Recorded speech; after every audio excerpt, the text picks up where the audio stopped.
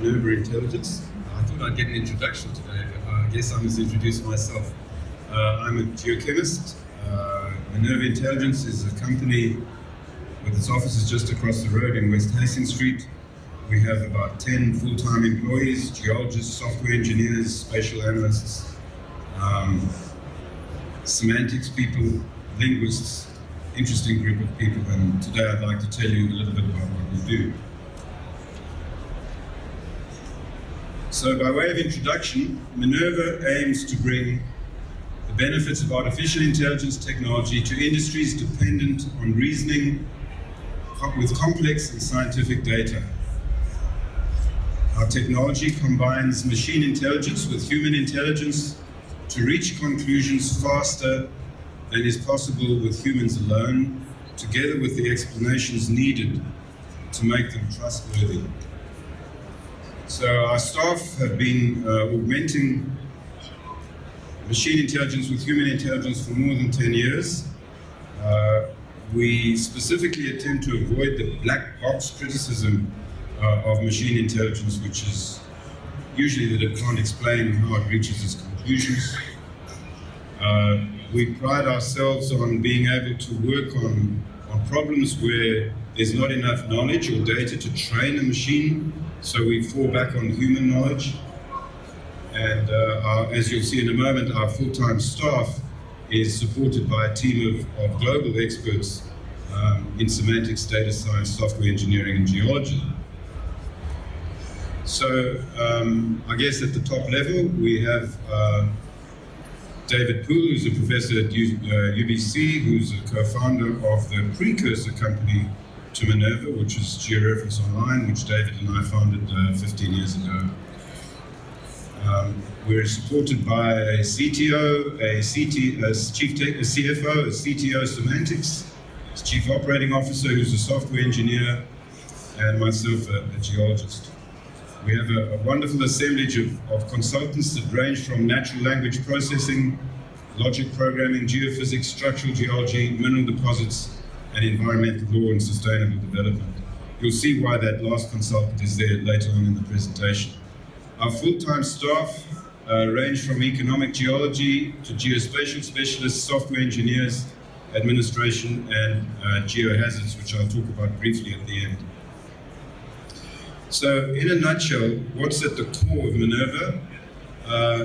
At the core of our company is what we call the Minerva AI platform. And it really is composed of 4 parts. A part that deals with perceiving, a part that deals with describing what we can perceive, a part that does all the reasoning, that's really the heart of the system, it's like the brain, and a part that does the explaining. And each one of those could be a presentation on its own, but I'll do my best to explain how they're kind of compartmentalized. But before I do that, I'd like to show you a concrete example of what can come out of thinking or working at the sort of abstract level like that.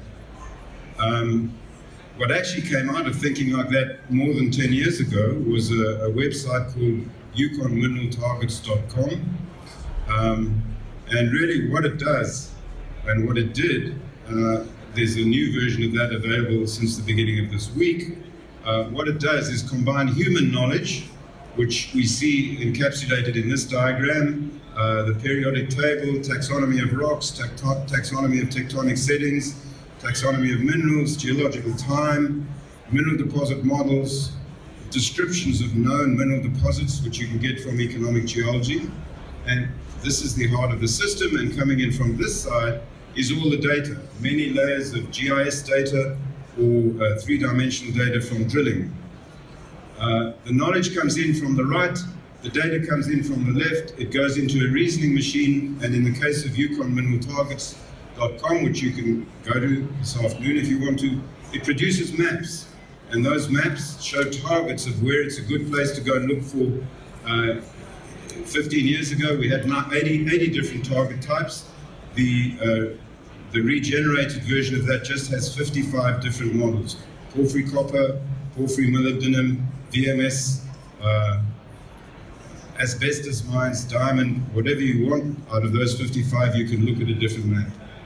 So the new version looks a little like this. This is the home page. 55 maps available on the page. If you can choose the different target maps are clustered either by deposit model, by deposit model, or by commodity. An example of one map. This is the map of the Yukon showing porphyry copper gold targets, and in order to keep within time, we will quickly zoom into this part, which is obviously showing that it has more targets than other parts of the Yukon, according to the USGS deposit type, which is the type we're using for targeting at this time. Zooming into that area, we see that there are a number of targets. Now, the input layers to these targets include the structural maps available from the Yukon survey, the bedrock mapping, very much driven by the 25,000 new geochemical assays delivered by the Yukon survey in the last couple of years, the terrain map, and mineral occurrences that are near where the samples were taken. See a bit more of that later. So here's our target map, and one of the most promising targets, there's our legend. The red ones are the hottest, so we'll click on one of the red ones there. And well, I should have pointed out that we're actually looking at the porphyry copper target layer here. We can turn that off and look at Cypress massive sulfide targets if we want to. But since we're looking at porphyry copper targets, and this is a good one, it's telling us why it's anomalous, why it's a good target. And if we want to see what the reasons are for that, we simply click on this button there, and the reasons come up. And what this tabulation shows is all the characteristics we'd expect of a porphyry copper gold deposit in the first three columns here, all of the attributes of that position in the Yukon in the next three columns. The dark green shadowed areas are the matching ones. The white ones is data that is not conflicting or matching, and further explanations of why they match in the following three columns. And if you're wondering why we've matched, ash, tough lapilli stone and lapilli tuffs with pyroclastic rock. Over here, the battery is going flat in this actually. With pyroclastic rock, it's because our system knows by referring to the rock taxonomy that a lapilli tuff is a pyroclastic rock. This is a fundamental part of reasoning that a human geologist does. Our computer does the same thing. Same thing applies to various other things. We know that an arc is part of an arc system, and that's all taken into account when the reasoning is done. Now, there is more. If you want to see what other models match that particular place, because, obviously, if it looks like a porphyry copper deposit, it may look like something else as well, and you're interested to know what else matches that particular part on the ground. So if we click on this link, the system takes you to a ranking of what else looks like the area that you're looking at. Your target could also be a low fluorine moly target. It could be carbonate-hosted gold silver in a decreasing ranking.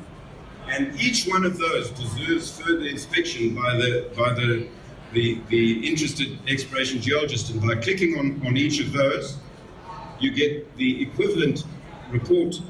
This battery is going flat. It's not actually working.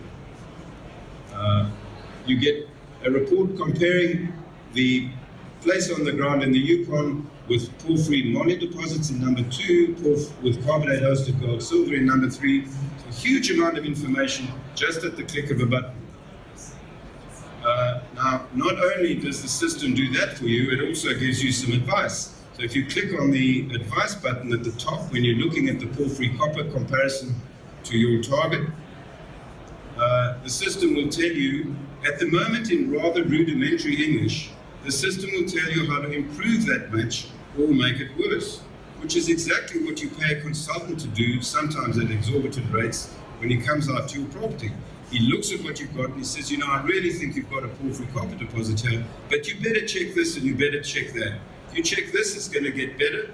If some other result comes back, it's going to look more like a calcareous copper-only deposit. So that information is there for the checking by the interested geologist. And this is also used when you may look at the other deposit types that match your property or your target, and you may think, well, I think this is much more like a porphyry tin deposit. So you can click on this, look at the comparison to porphyry tin and ask for advice, and the system will tell you what you need to find out to confirm that it's a porphyry tin deposit. In fact, what you're doing is moving the porphyry tin deposit up the ranking. So to go back again, I'd like to now, that's a concrete product coming out of the system. So let's go back to the more abstract level of what do we mean by perceiving, describing, reasoning, and explaining. Well,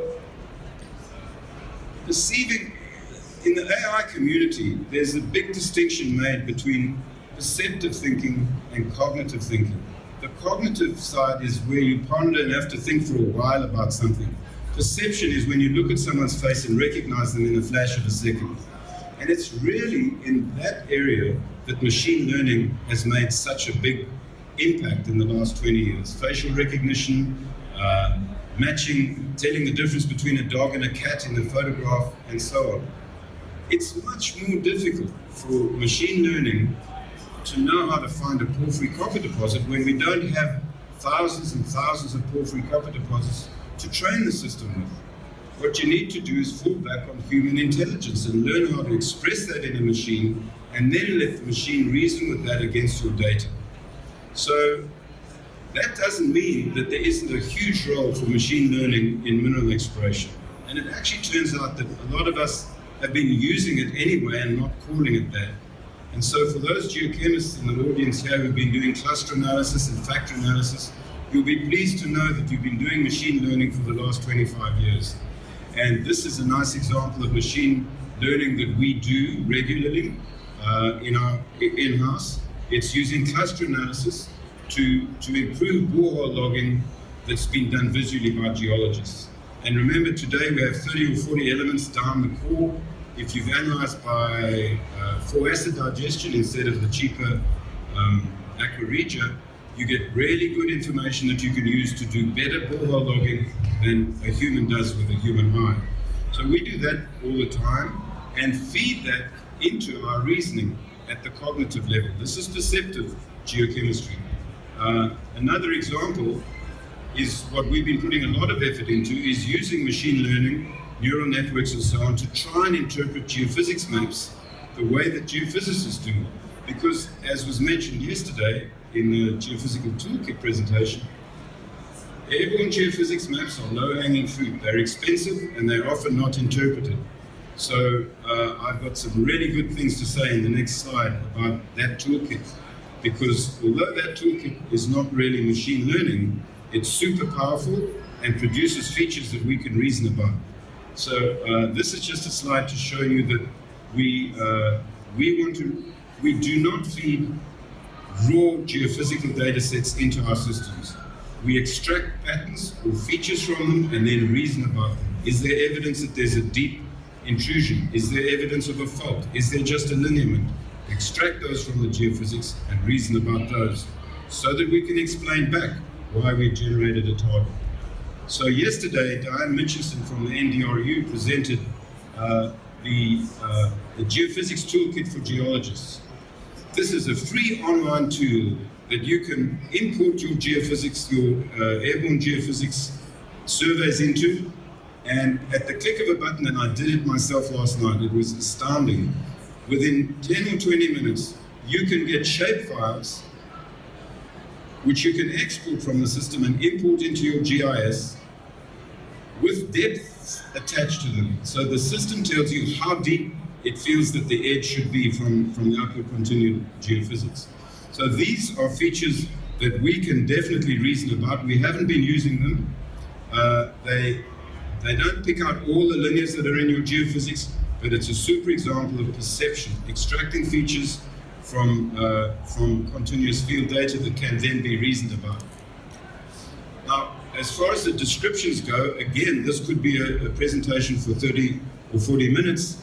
We represent all our knowledge, be it about mineral deposit models or about locations on the ground, stream sediment locations, or if we've gridded a whole country and we have 1 million cells, then we describe all of those cells with semantic networks, not with relational database tables. Anyone who's worked with relational databases knows how hard they are to maintain and how difficult they are to query, especially if you're querying lists of rock names and contained minerals and so on. So we express all of our knowledge in semantic networks.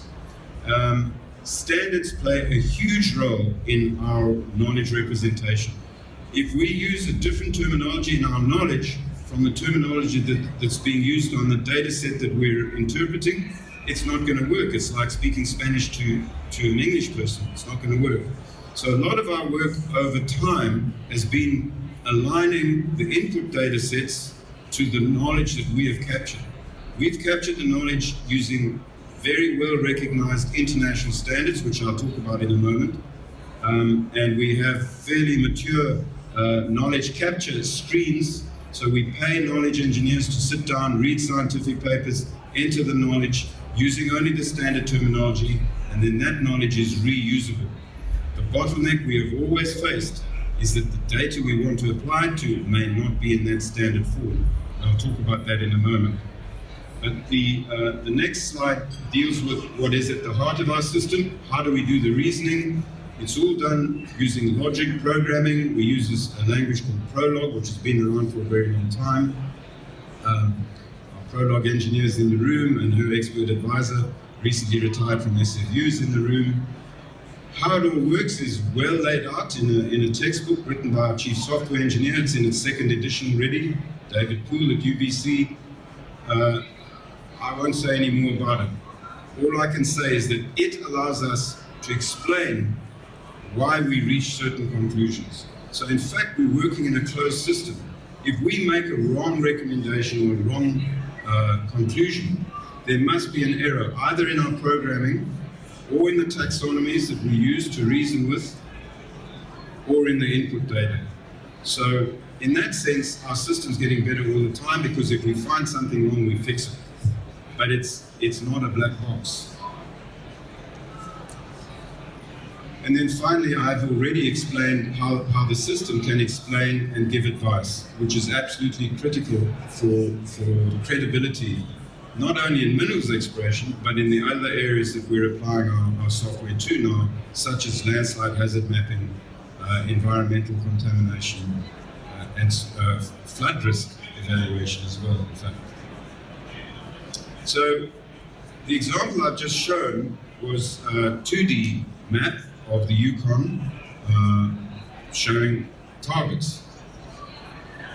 There are much larger, more complex data sets in our industry in 3D. Regularly, companies are spending millions of dollars drilling hundreds of boreholes.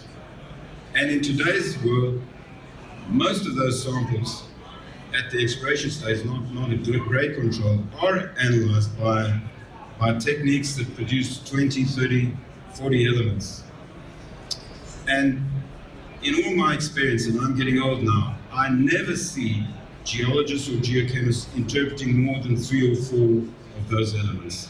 There's just too much work to do. It's too complex. Who's ever gone and done a semi-variogram on antimony? Or sometimes on sulfur in the deposit, if you're lucky, because sulfur is important to the metallurgist. But what about all the other indicator elements, the vectors we use to find mineral deposits? So what we're doing, and we're nearly there, we may be there by the PDAC, we'll certainly be there by the middle of the year. We actually take large drilling data sets with their thousands of samples and hundreds of thousands of analyses, and we interpolate all of them in all directions. We don't do a semi-variogram analysis because we're not sure anyway which direction the anisotropy is in the ore body.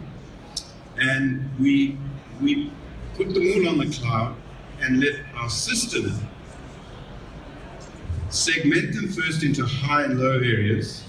As you can see here, these could either be high or low areas of the same element, or these could be high areas of potassium maybe and high areas of gold. It doesn't really matter. And then our system looks for associations in 3D that have been well documented in the scientific literature but are not easy for humans to look for. So I would recommend the 2015 Halley and Tosdell SEG publication on geochemical zonation around porphyry copper deposits. They don't only deal with copper and gold, they go into all the vectors, which ones are distal, which ones are proximal, and so on. But have you ever seen anyone analyzing large data sets like this? For that, it's too difficult.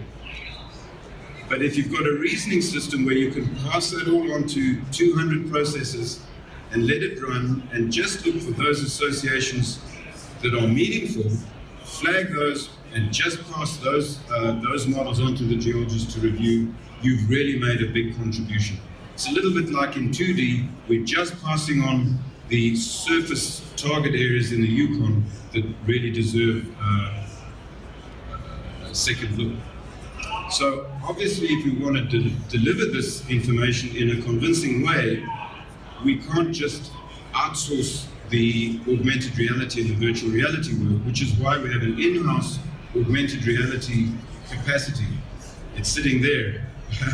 Or some of them are sitting there, I should say. And so where we're going with this is just like you saw explanations and for points on a map in 2D, we will soon be providing explanations for points in 3D space. Why should you be drilling in the red areas there? Click on the point, get an explanation. Get some advice on what additional information you need to make that point either more attractive or less attractive, to double check it. So we are therefore working in-house to do that, and the tools we use, Leapfrog for modeling, pretty much a standard in many places now. This is a nice example of very recent work that we've been doing for OK2 minerals up in the Golden Triangle. Just to illustrate really that we have one room where all that modeling is done, and in the room next door is the augmented reality. So we can update the augmented reality model 30 minutes after the Leapfrog model is updated. The YouTube reference that explains the work done on this copper porphyry is not on the OK2 website yet, but it will be within the next few weeks. So a couple of words about standards. This is a UML diagram. It's a software engineer's kind of language for the pre-processing that we do for a job like Yukon mineral targets. And an awful lot of that, this pipeline of data processing has to do with aligning all the terms that they've used in the Yukon with the internationally recognized terms for terrains and rocks and minerals and so on. Only after that can we then bring the data into our semantic networks, do the reasoning, and then show our outputs in GIS or augmented reality. So what's the solution here? There must be a better way to go. If a client comes to us and they've been adhering to those recommended international standards, it's a piece of cake for us to just take their information, bring it into our system, and produce the target maps for them. The biggest cost is aligning their terminology with the knowledge we have. Turns out that for the last 10 or 15 years, there have been a lot of people working on those standards. And if you want to really see how it's coming together, go to onegeology.org, where they're putting together a global map of the world, which will eventually have bedrock geology from coming into the same web browser at the same time from different geological surveys with no differences on international boundaries, because they're all using the recommended standards, international standards, which you can get from cgi.iugs.org. The standard is called GeoSciML, Geoscience Markup Language, And there's a markup language as well for resources, for mineral resources. So that's Earth Resource ML. Now, it's very interesting to note that there was a poster in the poster session on the first day of the conference put up by Yao Chui, who's a geologist at the BC Survey. They are again leading the field in Canada. Yao is now serving from the Geological Survey a map of British Columbia compliant with these standards. This is a great sort of shout out to Yao and the BC Survey here, because they are leading Canada, and I think within a few months you're going to be able to go to this site, click on a button up here, and you'll see the geology of British Columbia shown according to international standards. I'm nearly out of time, but I'm nearly finished as well. So not only have these standards been developed for academics and people like us, maybe some big mining companies as well, to align their knowledge with, but it turns out that the European Union have brought these standards into legislation, and it's not just the geology ones. There are 34 different themes, such as crime and population and transport, all of which have many different layers, each one of which has its own taxonomy. These are now embedded in the law in the European Union. So all the municipalities, the provinces and the federal authorities have to abide by these standards when they produce maps for the general public. What does that mean to an AI company that's embedding human knowledge in computers using the same standards? Puts us in a really powerful position, because they've removed that whole roadblock of aligning their data to our knowledge. So in fact, an awful lot of our time now is going into developing business in Europe, because North America doesn't have these standards. The people that are leading them in geology is the British Columbia Survey. But right at the moment, if you want to read about the legislation that's been going for 10 years, inspire.ec.europa.eu, that's where you go. And what that allows us to do is use our software, which is agnostic with respect to the application. We don't mind if we're reasoning about environmental taxonomies or landslide or flooding taxonomies. It's all the same to our software. So we're now looking at not just geohazards, but the insurance industry, government services, and even healthcare, believe it or not, because they have very complex taxonomies. We have a history of using the same software for landslide hazard evaluation. This is a project we did for the Geological Survey of Canada a few years ago on the Sea to Sky Highway, which confirmed the validity of the software. And the insurance and geohazards and landslides market is a hell of a lot bigger than the mining market, believe it or not. And it's not quite as subject to the fluctuations that we deal with in mining.